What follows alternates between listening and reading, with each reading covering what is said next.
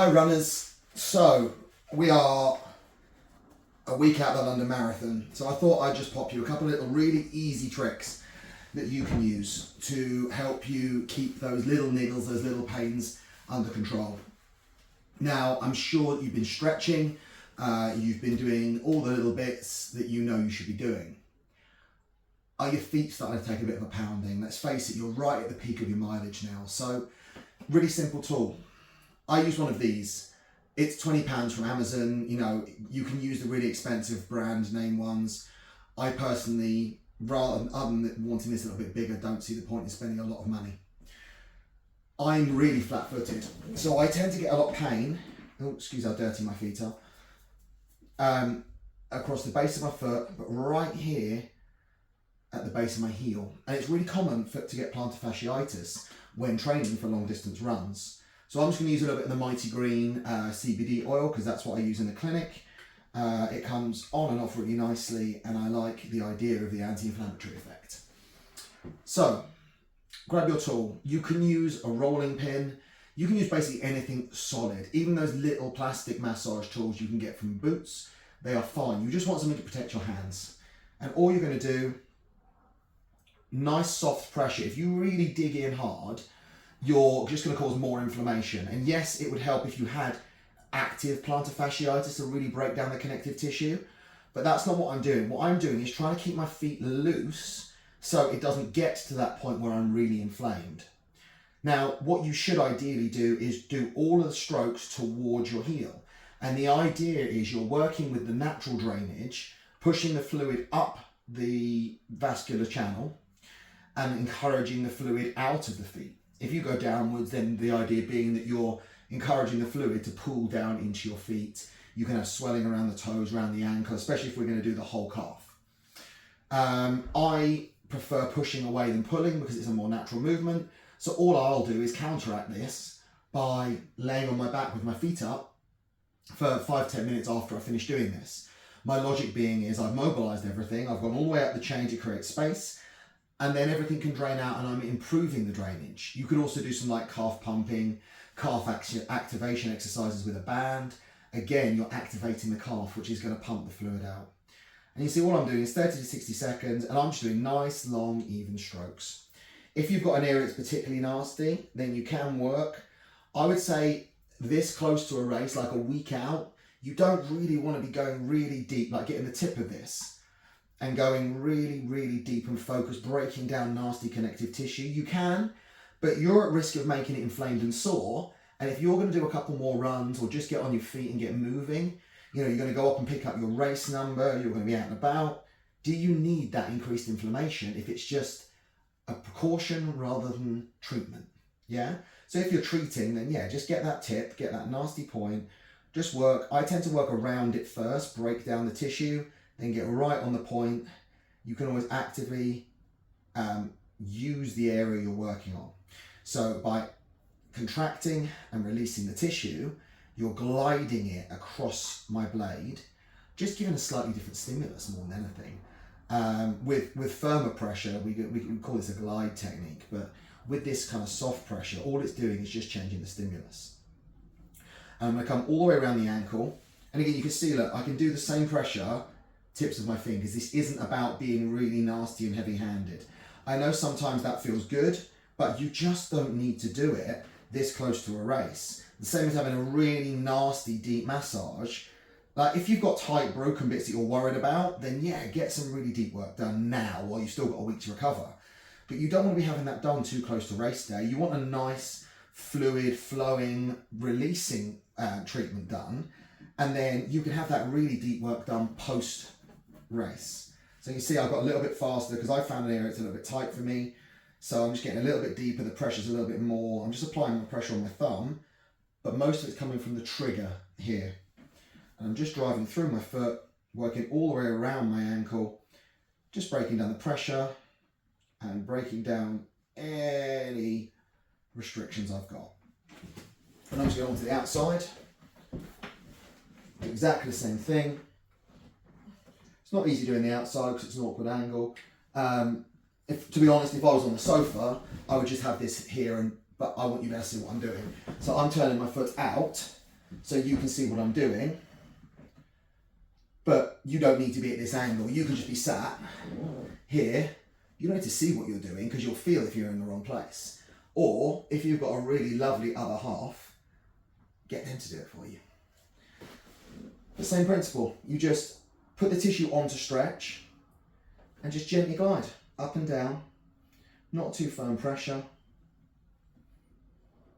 Glide all the way around the ankle, find a nasty bit, just a little bit more localized pressure, and then glide again. And you come all the way up the calf.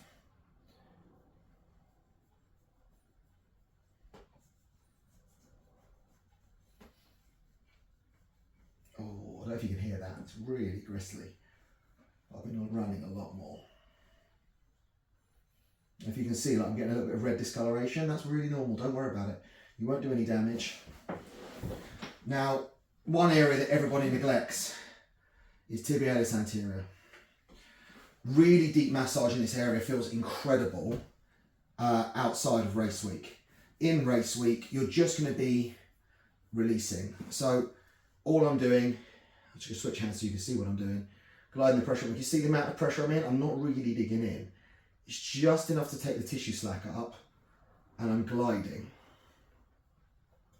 And I found a nasty bit just around my tib fib head up here.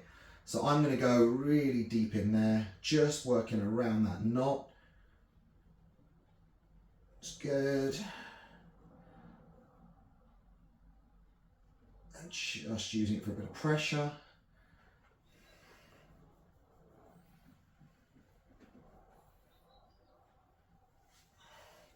I mean, you can get two-handed tools. I would say the danger of those is your temptation is to really dig in, and you don't need to. It doesn't need to be heavy-handed. And if you're causing a lot of bruising, like a little bit of redness is fine. But if it's actually bruising and the bruising's coming up straight away or even the next day, that's okay, but you were pressing too hard. You know, you shouldn't be bruised after a massage. You shouldn't be bruised after blade work, because it just means you're damaging the tissue under the skin, and that's just unnecessary. Because what you've got to remember, the same as really deep stretching, if you're stretching to the point of tissue damage, there are arguable benefits over it, but you're also sacrificing the rest of that week's training. The same with this. This week is supposed to be taper and recovery week. So if you're going so deep you can't walk properly, are you then going to sacrifice your knee and your hip, which are then going to cause soreness, which then are going to affect the way you're walking, affect the way you're running? So for the sake of needing to feel that depth, because you can't just trust the process, trust the process. A little bit regularly, it's far better than a hell of a lot, which, even though it takes less time, even though you think you don't have time. Does that make sense? Just little and often, just tick away, little and often, little and often.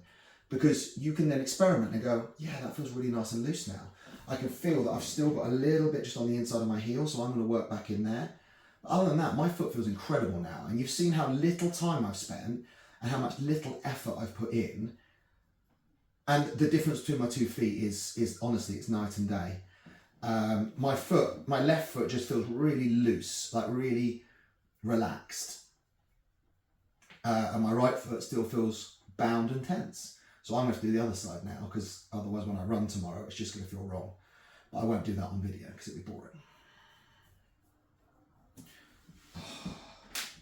And can we see a difference? There you go. You see a difference in the flexion of my ankle. That's me pushing as hard as I can. The heels are in the same place. And it's only about an inch difference, but I've just worked through the top of my ankle and my tibialis anterior. So I've created a measurable difference in my ankles. I should have shown you before. They were even before. So if that gives you an inch release and it causes no irritation and it feels all nice and loose now, why wouldn't you do that? Cool. Next trigger. You don't have to use rock tape ones. I picked up these rock tape ones because I was ordering from Rock Tape and I know I like their products, they're good quality, but you don't have to. Okay, other products are available. And all you're going to do, place it on the floor, under the ball of your foot. Now I would do this sitting. You can do it standing. It's going to slide because I'm on a wooden floor. You can do it standing, but that's a lot of weight to go through the ball when we're trying not to be inflammatory. So in a normal day, when you don't have a race this week, get 100% stand on it, really find that trigger and, oh, yeah, there. But to be honest, that's not even my weight because my weight's on my hands, but I'm pushing into the ball and I'm just rocking side to side. So I've got the ball right here in the base of my foot. There's not a whole load of point getting it in between the joints unless you're trying to mobilize the bones. So for me, because I'm doing this for tissue release, I'm going just below that point, right into the arch, and I'm just letting my foot accommodate the ball, bringing my weight through it, and just gently rocking side to side. And if you're in the right place and you're running a lot, you'll know you're in the right place. Now dial it back about 10% so it feels firm but not triggering pain. And that's enough. And then just bring it a little bit further. Mine's just by the base of my heel now. And again, I'm just rocking, finding the point, and I bring my weight forward, draw my toes up to create a bit more pressure. There it is. And for me, the outside of my heel, right, can you see the ball is right against the edge? Don't know if you can from there. So the ball is resting right against the edge here. And because I'm flat-footed, I tend to run on the blade edge just to overcompensate, which is why I'm so tight there. And all I'm going to do, can you see how tense my foot is? I'm drawing my toes up to increase the tension in my foot. So when I press, it creates increased lengthening, slightly more painful, but it will break down the tension I've just found there. So I am going to be a little bit sore tomorrow, but it kind of needs it so I can run freely.